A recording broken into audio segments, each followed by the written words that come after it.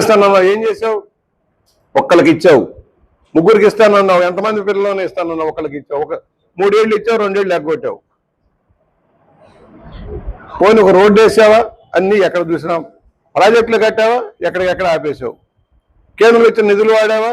వాటి జల మిషన్ లాంటివి, ఎన్ఎంఆర్ఈ కార్యక్రమాలన్నీ పక్కకు పట్టించేసావు. ఏం చేసావు? నిరేగా పక్కదారి పట్టిపోయింది. ఒక పథకం అయిందా? ఒక ఫ్యాక్టరీ వచ్చిందా?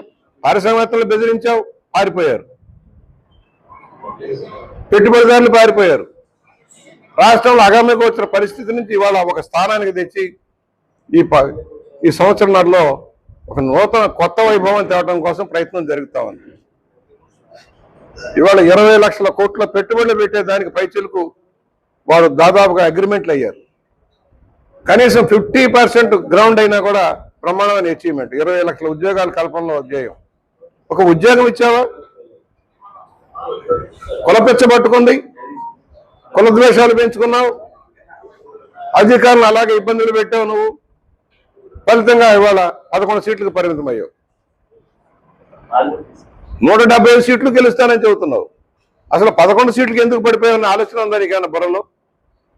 ఏ రోజైతే ప్రజావేదికను కూల్చావో ఆ రోజు నీ పతనం మొదలైపోయింది.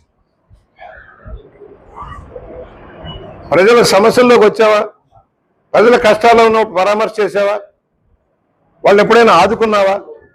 తుఫానులు వచ్చినా, వరదలు వచ్చినా వాళ్ళని ఆదుకున్నావా? ఎంతసేపు నీ దోపిడీకి సంబంధించి నీ అంతేవాసుని, బంధుజనాన్ని నింపుకొని యూనివర్సిటీల దగ్గర నుంచి అన్ని వ్యవస్థని తప్పుదారి పట్టించావు.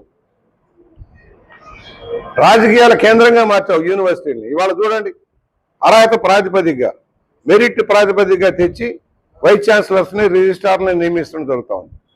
యూనివర్సిటీని, విద్యా వ్యవస్థను ప్రక్షాళన చేయడం జరుగుతూ ఉంది. 16,380 ఉద్యోగాలను భర్తీ చేసాం. టీచర్స్ని ట్రాన్స్ఫర్లు పారదర్శకంగా ఇచ్చాం.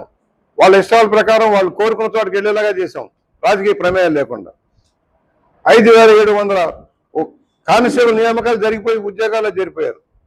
మీరు ఒక్క కానిస్టేబుల్ నియమించావా? ఒక ఉపాధ్యాయులకైనా పోస్టింగ్ ఇచ్చావా? నువ్వు అంత అవినీతితో నింపేశావు. మేము అడుగుతా ఉన్నాం, ఏమి చేయలేదు ఈ ప్రభుత్వం, దివాళా తీసిందన్నాం. మేము అడుగుతా ఉన్నాం. మేము చెప్పినవి 6 ప్రధానమైనవి, 6టికి అనుబంధంగా ఉన్నాయని అమలు చేస్తా ఉన్నాం. సూపర్ 6 సక్సెసే కదా.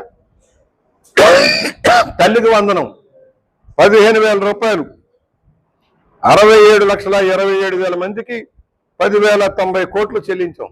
2 ముగ్గురున్నా, 4 5గురున్నా కూడా 15,000